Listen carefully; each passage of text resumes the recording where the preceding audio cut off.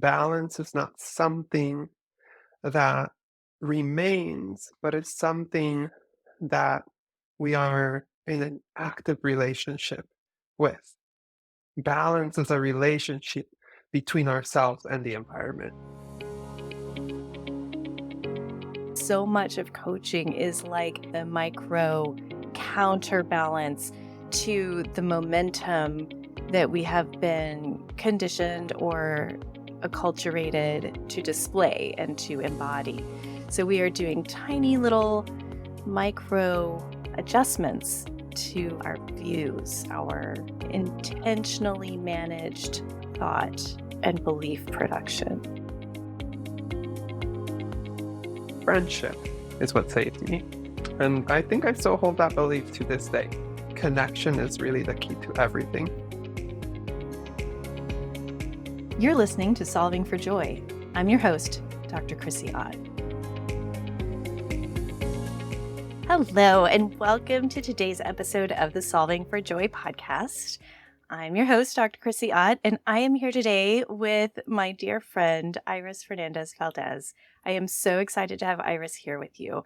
I'm going to read you a little tiny bit of Iris's bio because it's just super fun.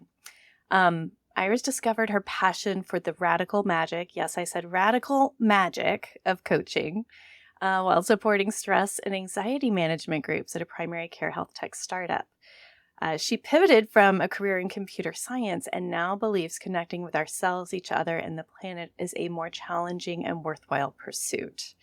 She is a Puerto Rican non-binary trans woman and an emotional well-being coach. Iris promotes coaching as a tool that takes us beyond individual self-actualization and brings about revolutionary grassroots community self-determination. I love that. She is part of the Boricure.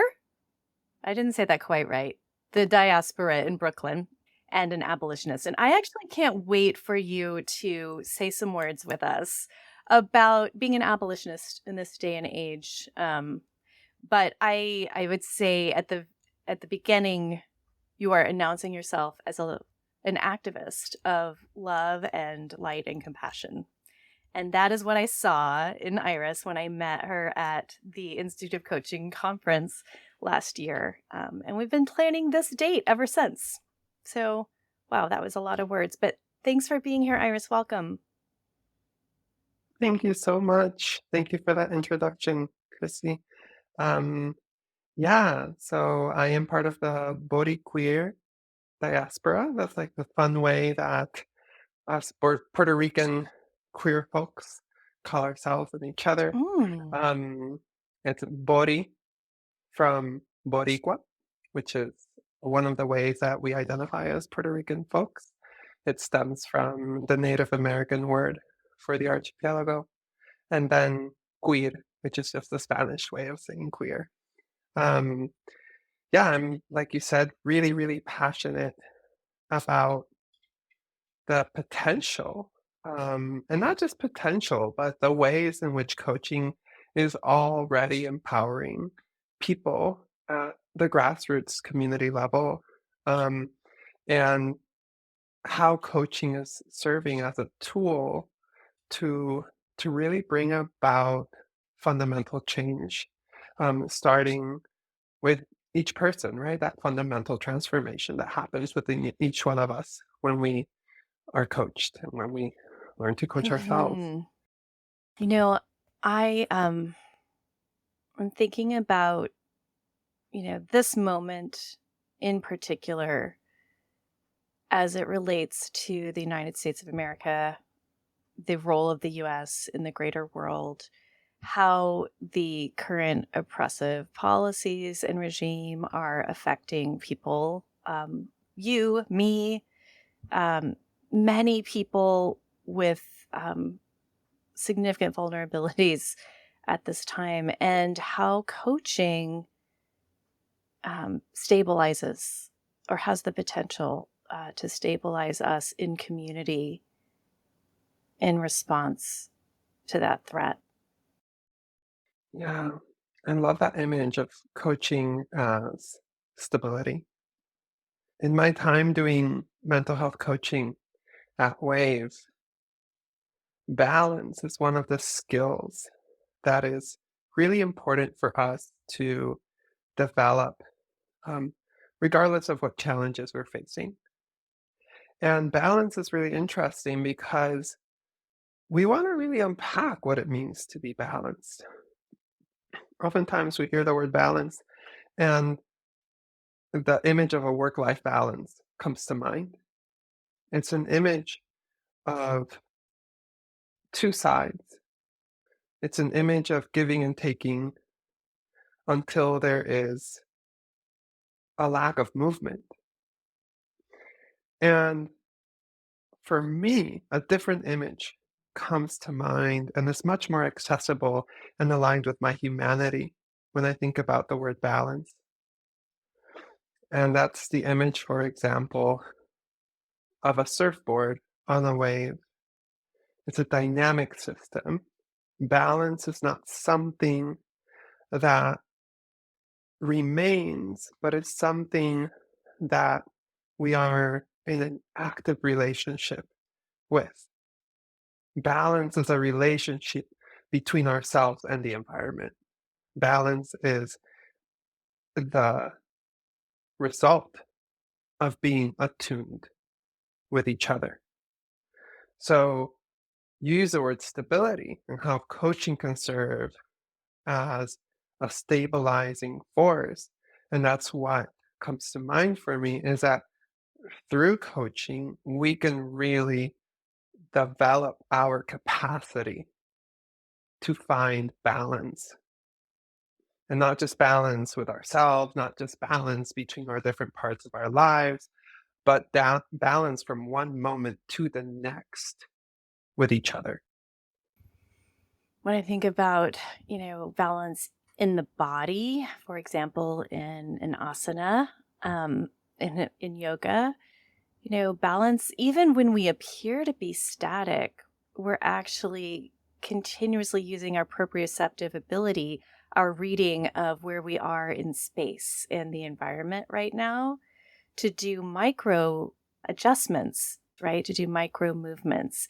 And I love getting into this metaphor so deeply because so much of coaching is like the micro correction or the micro counterbalance to the momentum that we have been conditioned or acculturated to display and to embody.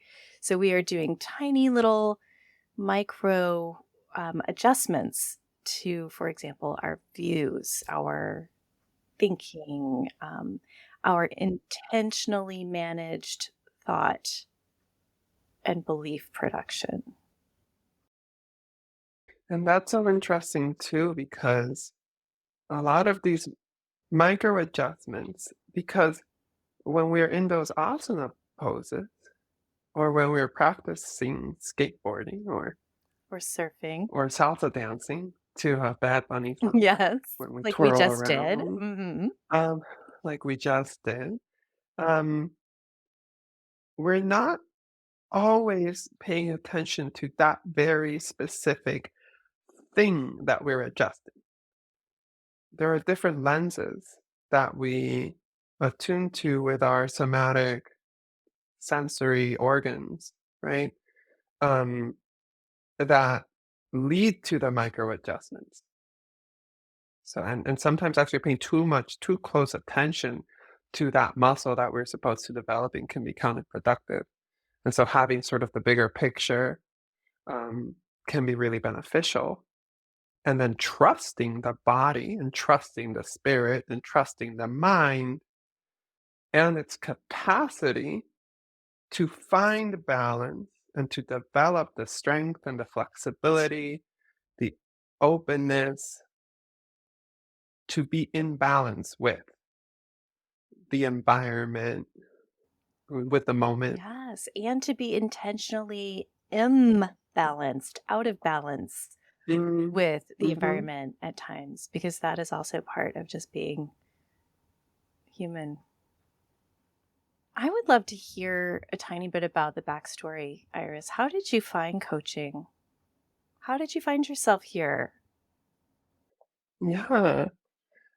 I find myself here in part because of my personal journey with acknowledging my mental health struggles and exploring tools, solutions, and figuring out exactly how to integrate what works and maybe let go of what doesn't work in such a way that I am just me. How to get in my out of my way of being me because for whatever reason, um, I was getting in my way. And that first started happening in college. I had college was pretty challenging for me when I was studying computer science in Providence at Brown University. There was a culture shock moving from Puerto Rico and stepping out of a sheltered Catholic conservative Puerto Rican home and into the spaciousness of really asking myself how it is that I want to be in the world. I wasn't in tune with who I was and who I am at my core, which has a lot to do with gender, and I wasn't aware of it at the time. While in college, I took a course in contemplative studies so with a um, wonderful professor, Harold Roth, um, a Zen Roshi, actually, a scholar of Chan Buddhism and Taoism um, in China. And I was first exposed to Eastern philosophy and psychology, contemplation there, and I fell in love with the practice of mindfulness. It was really, um, it's where I could find solace in my darkest of times. Um, Things didn't make sense for me, and I they made such little sense to me that I didn't really feel like I was meant to be in this world, or it was a little too much for me to be in this world, so I tried to take my life. And that marks the lowest point for me, the point where my will to live was very, very low, and my will to die was really high. Thankfully, I survived that with a lot of help from institutions. It wasn't a very joyful time of my life, and I'm actually really passionate about how to better improve our strategies to support people with suicidal ideation, because it didn't really help me at a fundamental level. It just kind of helped me um, struggle along, string by. But I moved in with friends to New York City, and friendship is what saved me. And I think I still hold that belief to this day. Connection is really the key to everything. While in New York, I was just trying to get by, and I had a job at One Medical as an administrative assistant. One Medical, for those who might not know, is a primary care startup. They're a pretty big deal these days. And at One Medical, there was a group of folks who were doing stress and anxiety management and lifestyle coaching. I get in touch with these folks because of our affinity to mindfulness. And so my love for mindfulness and meditation led me to connect with these lovely, lovely people. And I was invited to support coaching for stress and anxiety managed groups. And I immediately fell in love with coaching. To see people who were having trouble sleeping, trouble connecting with their spouses and their children, and in 4 weeks, see a transformation in their life through mindful eating, progressive muscle relaxation, positive visioning of the future, and other tools was just so rewarding for me. So I immediately enrolled in a Well Coaches training program, and I became a health and wellness coach. Now, that's how I got into the world of coaching. I did a lot of mental health coaching support. at One Medical, and then in my time at Wave, where I also did teaching.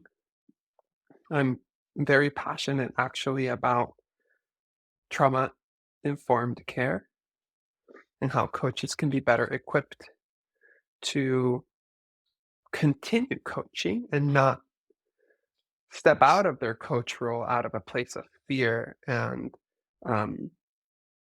and lack of confidence through some challenges that can actually oftentimes be more prevalent in marginalized communities. So at my time of Wave, I really deepened that passion and I learned more about different strategies to support people with mental health, um, while still really staying within the coach ethical framework. And since then, I've been growing more and more towards supporting mental health in a less direct way. So something that I've been noticing in my private practice and with my clientele, and maybe this actually comes back to the micro adjustments, Chrissy, but there's nothing more effective than talking to people about what they love to do, what they love to feel, who they love to be, embody, express, who they love to be with and share. And so I've been having a lot of fun and a lot of success. Well, my clients have been having a lot of success as I step into coaching for creative fulfillment. So a lot of my artists are queer, people of color, neurodivergent, and they have an artistic or scholarly passion that they want to pursue or that they're pursuing. And when that's the focus of the conversation, everything that can feel so daunting to deal with, that we can so often pathologize, becomes a smaller piece of the puzzle that's actually much easier to deal with. And we have so much more fun dealing with it too. So through that lens is that I'm really helping and supporting people get in touch with and connect with not just their calling, but then through their calling, connect with other people and build community and create resilient communities that are then able to find balance and stability when there's so many threats that are occurring. I love the virtuous cycle that is kind of forming through your words, Iris. I want to acknowledge that you just told us a really tender truth a while back about yourself and acknowledge a lot of tenderness beaming back in time for you then. Because we do know that time is just a construct and in some realm that person is still struggling. And I'm just going to send her some extra super good love and energy. There was struggle and then there was connection. And as you said, we know that connection mitigates trauma. Of course, connection mitigates trauma. My favorite thing to say after that is that presence is a prerequisite for connection, which involves knowing where you are in space and time and a little bit of who you are, maybe a lot of who you are. So presence, connection, mitigating trauma. Coaching creatives and coaching for creative fulfillment is such a thrill for me as well. I wonder if you have gotten your hands on Martha Beck's latest book, Beyond Anxiety, yet. I have not yet. What you are saying. So, my background is that I trained at the Wayfinder Life Coach School with Martha Beck, and Martha's books are all really amazing. She's wacky, wonderful, and wise. And Beyond Anxiety even though creativity is not in the title, is all about moving from the mind state, the brain that creates an anxiety state, into the mind state where we connect with our creativity, because you can't effectively be in both at the same time. And in some ways, that makes creativity one way out of suffering. It's also happens to be a way that we inhabit our lives and ourselves, and that we become our most expressed self, which I think is a very holy calling. And it brings us to a resonance that we can attract the people that we need to have around us and create that resilient community that you spoke of. It's just a happy image to think of that. The word resonance stands out to me. How do you recognize when there is resonance, Chrissie? I mean, it feels like it was like an attractive resonance. Mm-hmm. Yes, not a dissonance, but like a harmonic. It's a vibration, right? So I'm going to go to my body to feel that. Sometimes my body knows it long before my languaging brain has capacity to describe it. You just know when you're in the presence of somebody that you vibe with, literally, you know? I mean, we say the word, but we don't necessarily think through it all that often. But it is like, yeah, we vibe. It's copacetic. That makes me think about this image that has come up a couple of times in conversation for me, which is we contain multitudes. And sometimes I think of myself as multiple lights of different colors or shapes. And in the presence of different people, different lights are amplified and others less so. And so we can resonate highly and differently depending on who it is that we're with. And then that can become really fun because it's not just then an are we or not resonating, and are we or not vibing, but a how is it that we vibe? What are all the different ways that I am capable of vibing, of having fun, of being creative with other people? Of solving for joy. Yeah, I appreciate making it not a binary question, vibe or not vibe. It's more like how, to what extent. To vibe or not to vibe? That is the question. Yes.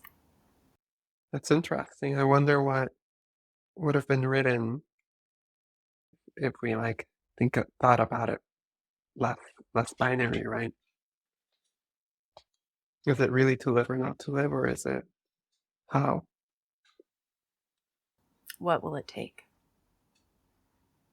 Hmm. I have a question for you.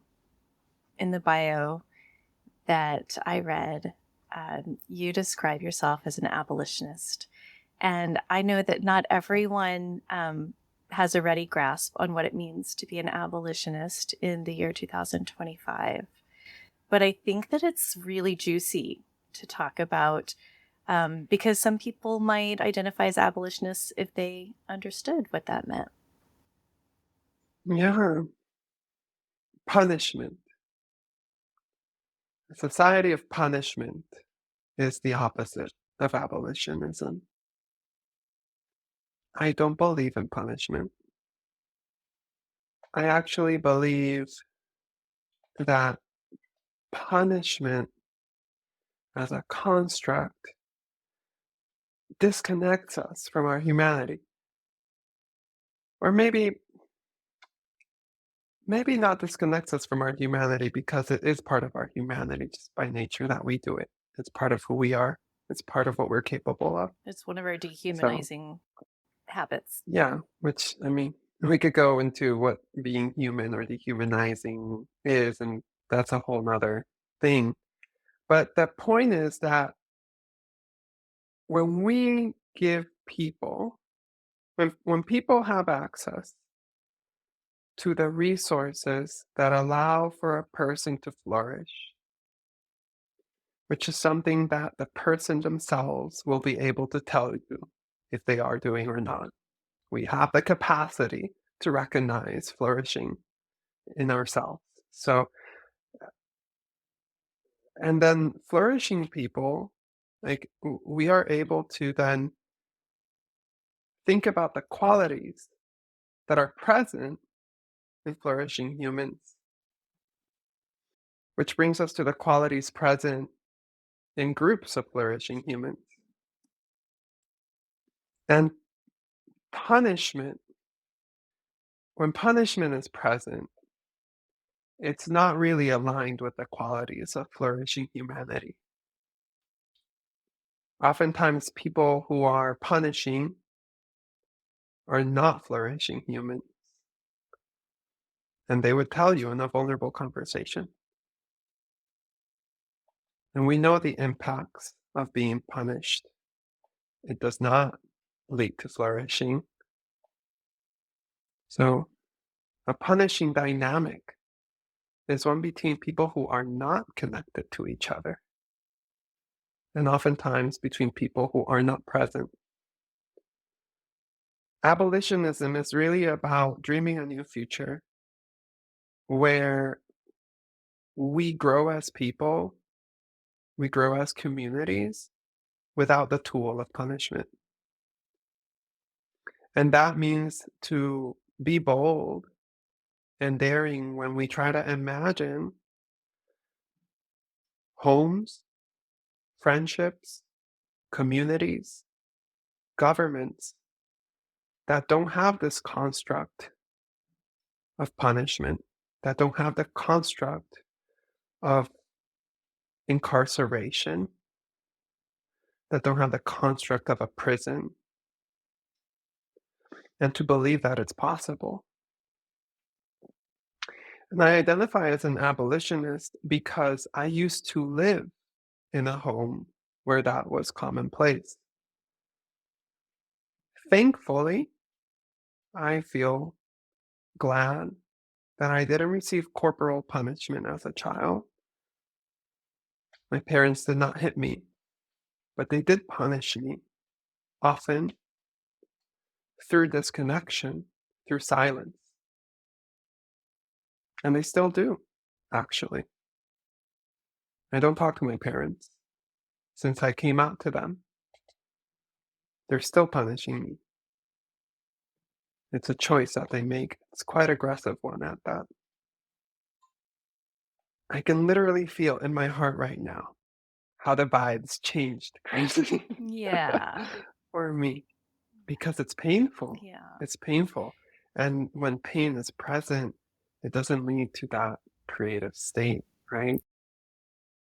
Thank you for sharing what's painful. I know that it's not your whole fullness, and also it's part of your story. And when we share it, especially in platforms like this, it touches somebody who it's meant to touch. It's one of the one of my own tenets is may no suffering go untransformed. If I am to suffer, let it be of use to someone somewhere. If we are to suffer some anyway, let me let it help. I am sorry that they don't get you. Yeah, it's okay. I've made peace with it. I really like what you were saying here about let it be, let it serve someone else, which means let it serve us, because then it becomes a way to connect with ourselves, right? With each other. And it's a part of a story of triumph. It's a necessary part of a sequence. It's not the entire story. I've been reminded in one of the coaching containers that I'm in recently about our hero's journey. And, there would be no Odyssey without staggering difficulties, right? Not to whitewash it, not to gaslight ourselves, but to reframe, to cognitively reframe and to recontextualize in the arc of a meaningful story that is aligned with values and a life that we live intentionally. It's also by recognizing what it is that then we can recognize, like recognizing that it's there, that we can recognize when it's not. And why I'm an abolitionist is because in all the relationships that I foster and nourish, I consider I consider them to be abolitionist relationships. There is no I don't punish myself. Well, actually, I do, and I try really hard not to. That one's a tough one to overcome. I know. To Now laugh I there. just want to know Like, how. wait. What? How are you punishing yourself? Well, we have these negative self-talk. It's not something that I set out to do, but I catch myself. I catch myself punishing So myself in my there mind. you go. Um, but the point is that even, you know, the trying not to punish, the recognizing that the punishing, the self-punishing or wanting to punish someone else, that creates this me versus you, this sort of virtuous versus non-virtuous roles in a dynamic don't serve what we ultimately want. One of the most important breakthroughs that have served me in my journey is realizing that when I was upset with someone, I was upset because we weren't connected. It's like, why am I'm so angry at you. I'm so angry at you. I'm angry that we're not holding each other's hands and watching a movie. That's what I'm angry about. So how can we anchor ourselves in what we truly want, which is to have beautiful relationships with each other that are supportive and loving, where we feel heard and the other person feels heard, and we can find mutual understanding, or oh my goodness, maybe even better than that, maybe we can find relationship without mutual understanding. What a radical idea is that? Yes, relating through difference. What a radical idea. Hmm.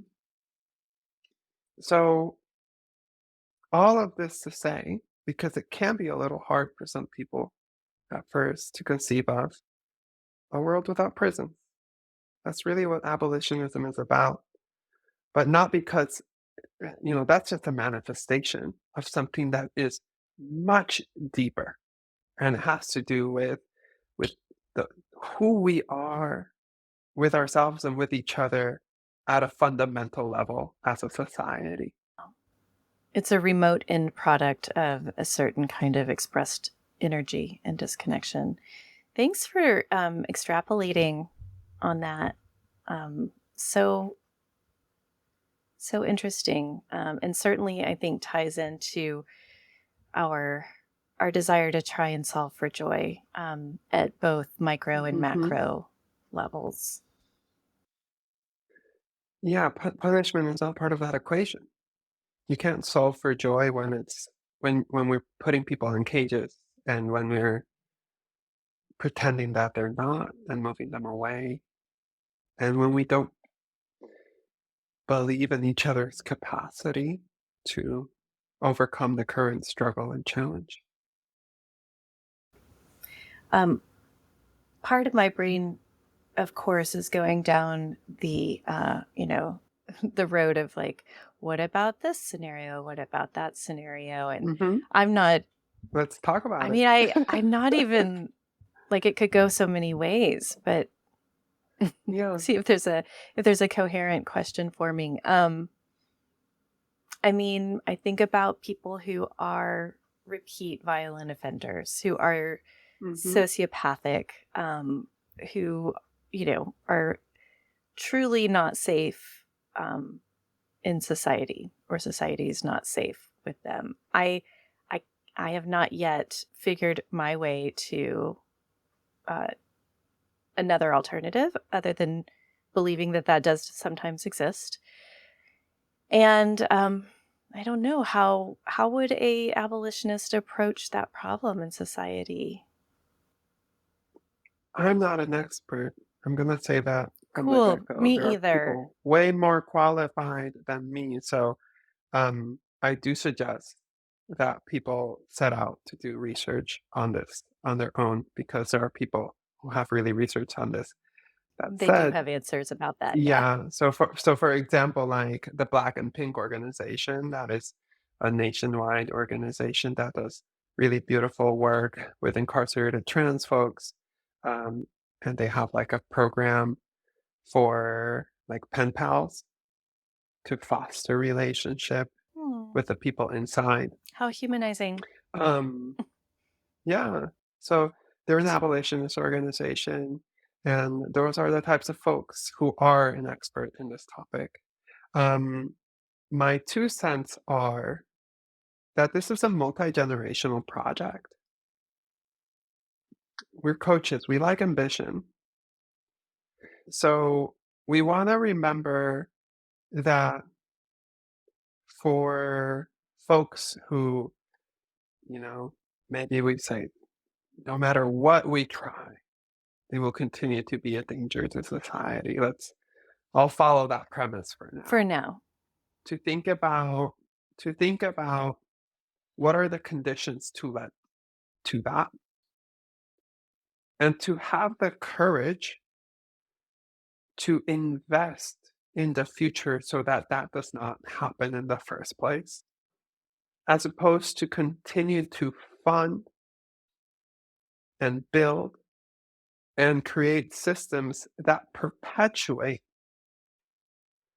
the root cause of that human behavior. So I don't think we can really talk about those cases without talking about how it is that we got there and then ensuring that we're investing there first.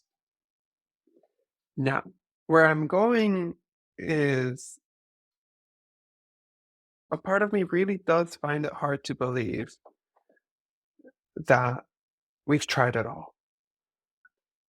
Have we given this person dignified shelter and privacy and whole foods, access to information and knowledge and agency and positive practices for the body from like, physical fitness and yoga and whatnot? Have these people had access to creative means?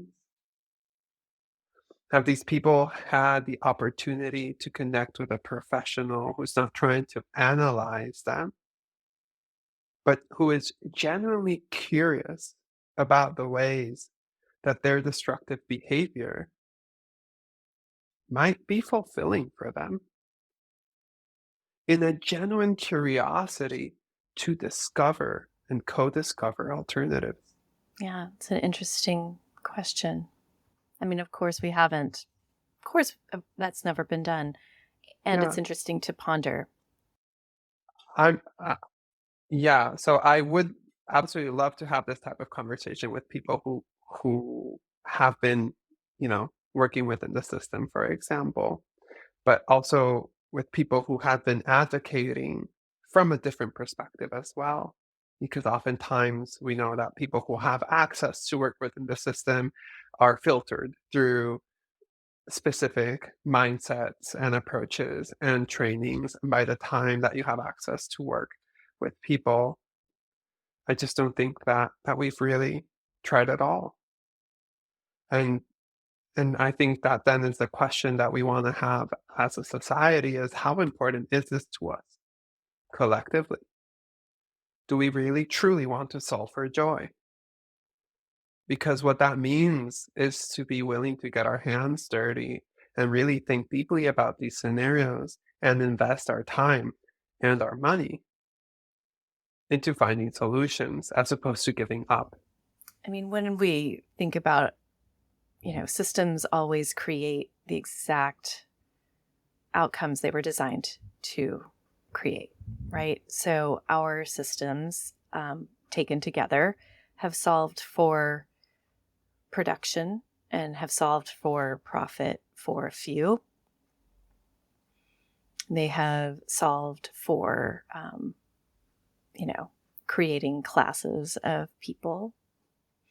They have not necessarily solved for joy. I'm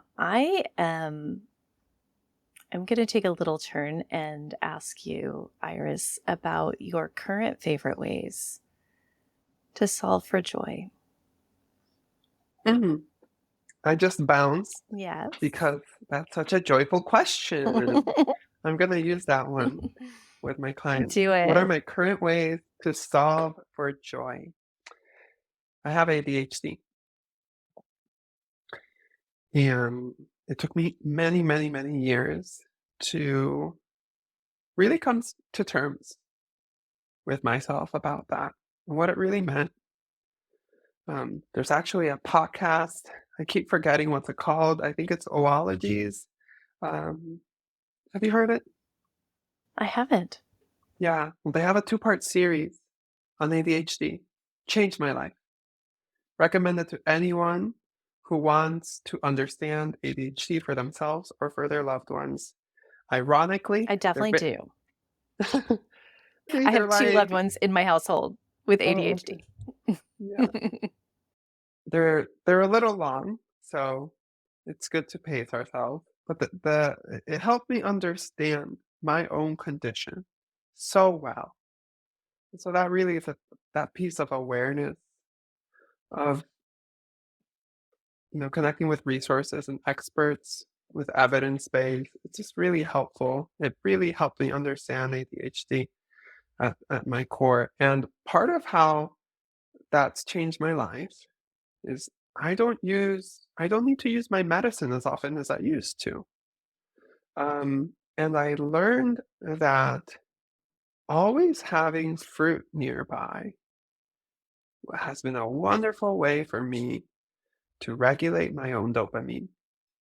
The same as always remembering that I can play some specific music and give myself permission to dance to also regulate my own dopamine. And so I've started to become really, really playful with um, with regulating my body's energy throughout the day and moving away from this idea that I think I used to have that it's kind of like a steady stream. I'm Puerto Rican. I'm not a steady stream. We don't march, right? Salsa is about going forward and going backward and going sideways and twirling and dipping and skewing. And I've really embraced the joy of movement, of like dance. I don't know how in what other way to say it because it feels like very kind of woo for me metaphorically. Um, where I kind of allowed myself to dance through the day, dance through my energy levels. Sometimes I'm a little bit more up. Sometimes I'm a little bit more down. Sometimes I'm standing on my desk or sitting down. Sometimes I'm rhyming with words. And it's been truly, truly magical for me to recognize that I have the ability to know myself much better than I ever thought I could, and to use small resources like fruit or nuts that I can have on hand or my bed for a nap um, throughout the day to like it's like I know what I want. I know what my body knows what it needs and wants in that moment. And to really follow it. And then it feels like a dance. It feels to me like I'm dancing through the day. And it's brought me a lot of joy. I am so interested in your clarity about regulating your dopamine with fruit and dance. And I'm thinking about it in particular because my 11-year-old has ADHD. We've been reading this lovely book, Thriving with ADHD for Teens. And, we've been learning about ADHD since she was 6 or 7. Even as a pediatrician, let me tell you, like, I thought I knew ADHD. I had no clue. I had no clue what there is to know about ADHD as a clinician in primary care for many, many years. Side story. But my sweet, sweet girl is a fruit fanatic. And if she's not like opening the fridge to get at the fruit, then she's probably looking in the mirror and twerking. Okay, I'm sorry if I said that on my podcast. Don't ever listen to this, Isa. But she moves her body joyfully, makes silly faces. Like, she's regulating her dopamine, and I'm just feeling this frame sort of click in because we don't always think of our child's behavior as a wise, self-regulating choice because it doesn't conform. Right? Because it doesn't conform, or because it can be disruptive, or because it affects our nervous system in an uncomfortable way. Anyway, I'm just really like clinging on to this frame of you knowing that you're regulating your dopamine. Well, I think it's a beautiful story, Chrissy, because right,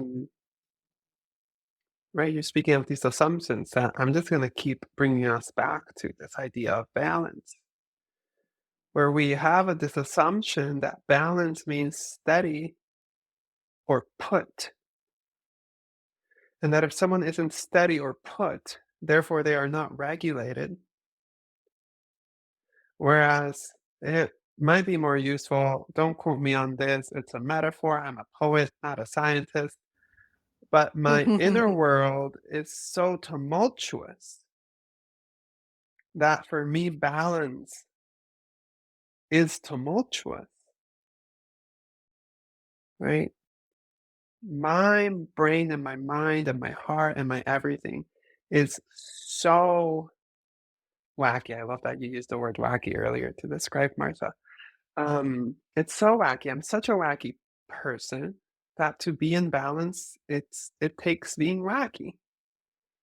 And it is kind of weird because it's not something that a lot of people understand or that there's a lot of frame of reference for it.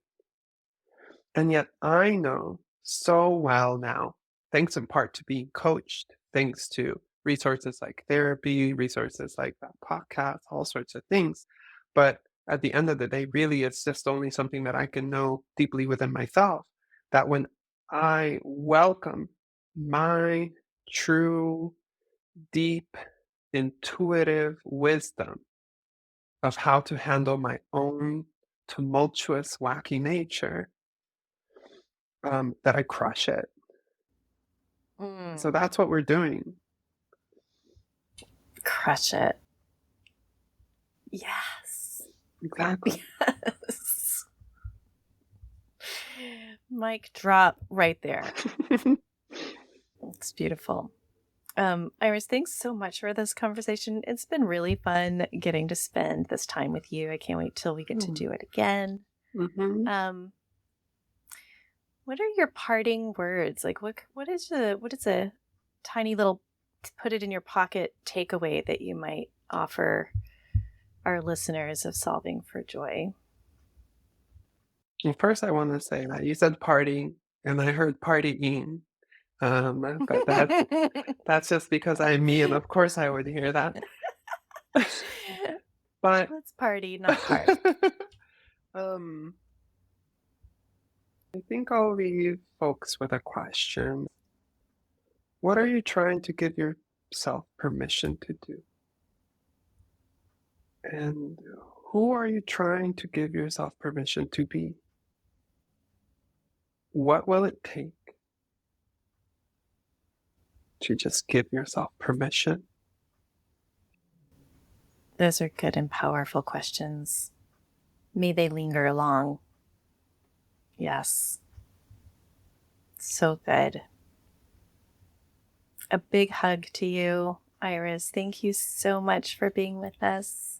If you want to find Iris, her work can be found at...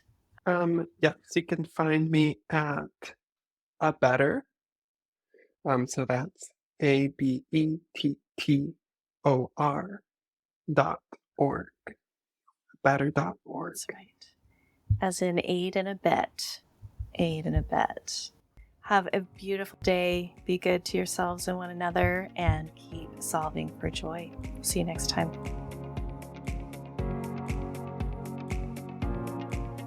Iris Fernandez Valdez, everyone. What a force of nature. Radical, wise, deeply compassionate.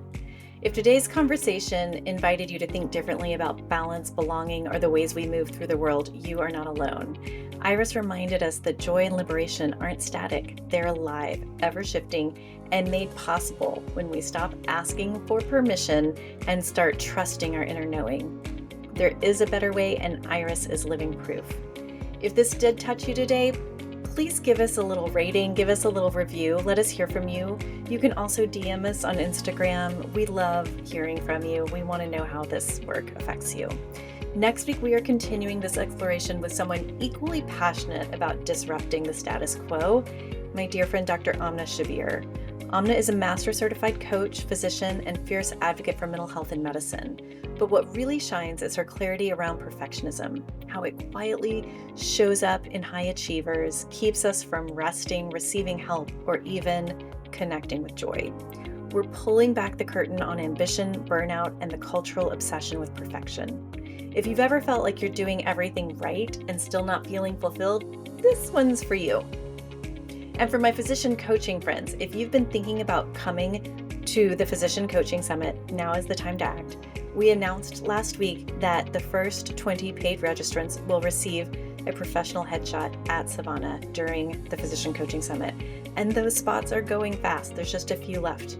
If you want to take advantage of this amazing opportunity to have a professional headshot that truly reflects your authentic, vibrant self in the best light, grab your ticket now before they're gone.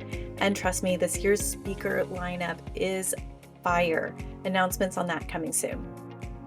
Check out our website and social media for all the details. It's November 6th to 8th in Carefree, Arizona.